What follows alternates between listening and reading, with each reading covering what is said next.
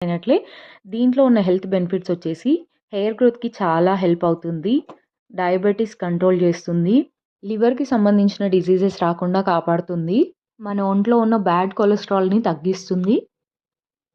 డైజెషన్‌కి చాలా హెల్ప్ అవుతుంది. కంటి చూపుని మెరుగుపరుస్తుంది ఐసైట్ ఉన్న వాళ్ళకి. ఇంకా కోల్డ్ అండ్ కాఫ్ నుంచి ప్రొటెక్ట్ చేస్తుంది. వెయిట్ లాస్‌కి కూడా చాలా హెల్ప్ అవుతుంది. ఇందులో ఉండే హీలింగ్ ప్రాపర్టీస్ అంటే మనకేదైనా దెబ్బ తగిలినప్పుడు తొందరగా హీల్ అవుతుంది. ఇంకా బ్లడ్ సర్క్యులేషన్ కూడా చాలా ఇంప్రూవ్ చేస్తుంది. ఈ కరివేపాకు పొడి ఇలా ఎయిర్ టైట్ కంటైనర్‌లో స్టోర్ చేసుకుంటే ఒక నెల రోజుల పైనే దీన్ని నిల్వ ఉంచుకోవచ్చు. ఇప్పుడు అన్నంలోకి వేసి ఎలా ఉందో టేస్ట్ చేసి చూద్దాం.